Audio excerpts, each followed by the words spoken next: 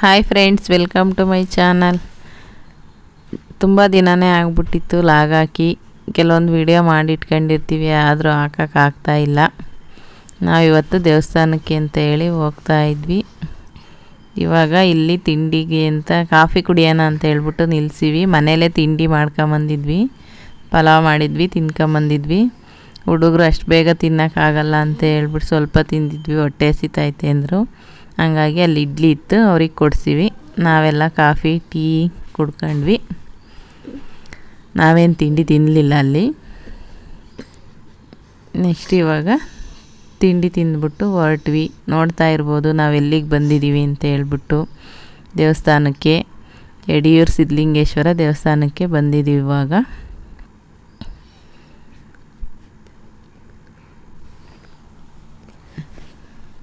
Guys, ಇವಾಗ ನಾವು ದೇವಸ್ಥಾನದ ಹೊರಗಡೆಗೆ ಹೋಗಿ ಅಲ್ಲಿ ವಿಡಿಯೋ ಮಾಡೋಂಗಿಲ್ವಂತೆ, ಅದಕ್ಕೇ ಮಾಡಲಿಲ್ಲ ಗೈಸ್. ವಿಡಿಯೋ ಮಾಡೋಂಗಿರಲ್ಲ ದೇವಸ್ಥಾನದೊಳಗಡೆ, ಹಾಗಾಗಿ ವಿಡಿಯೋ ಮಾಡೋಕ್ಕಾಗಲ್ಲ ಅಲ್ಲಿ. ಇಲ್ಲಿ ನಮ್ಮ ರಿಲೇಷನ್ ಒಬ್ಬರು ಬರ್ತಾಯಿದ್ರು, ಅವ್ರಿಗಾಗಿ ವೆಯ್ಟ್ ಮಾಡ್ತಾಯಿದ್ವಿ.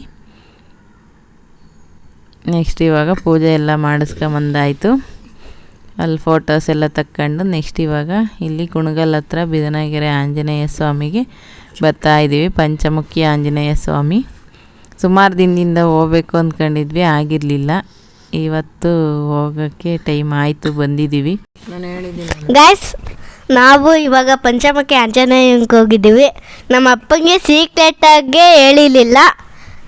ಅದೇ ನಮ್ಮ ಅಣ್ಣ ಇದ್ದಾರದ ಹೋದ ಮೊದಲು ನಮಗೆ ಜ್ಞಾಪಿಸಿದ್ದು.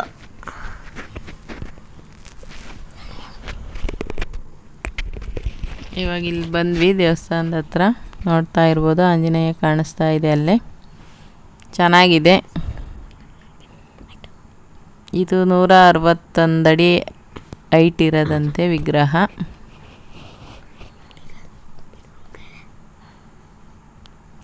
ನಮಗಂತೂ ತುಂಬ ಖುಷಿ ಆಯಿತು, ಎರಡು ಕಡೆನೂ ದೇವಸ್ಥಾನಕ್ಕೆ ಬಂದಿದ್ದು.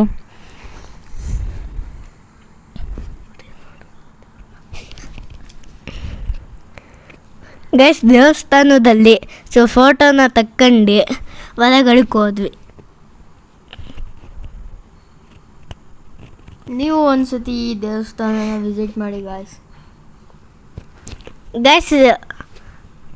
ಗೈಸ್, ಇಲ್ಲಿ ಪಂಚಮುಖಿ ಆಂಜನೇಯ ಎಷ್ಟು ಅಡಿ ಅಂದರೆ 161 ಅಡಿ. ಇಲ್ಲಿ ಬಂದು ಆಂಜನೇಯ, ಶನಿ ಮಹಾದೇವ ಎರಡೂ ಇದೆ ದೇವಸ್ಥಾನದಲ್ಲಿ. ನಾವು 2 ದೇವ್ರೂ ನೋಡ್ದಂಗಾಯಿತು. ಹೆಂಗಿದ್ರು ಶ್ರಾವಣದಲ್ಲಿ ಶನಿ ಮಹಾದೇವ್ರಿಗೆ ಹೋಗ್ಬೇಕಿತ್ತಲ್ವ, ಇಲ್ಲೇ ಅದು ದರ್ಶನ ಆಯಿತು. 2 ದೇವ್ರದ್ದು ಮುಗೀತು. ಈ ಲಾಗಲ್ಲಿ ಇಷ್ಟೇ. Thank you for watching. Bye. ನೀನು ಹೇಳೋದಲ್ವ?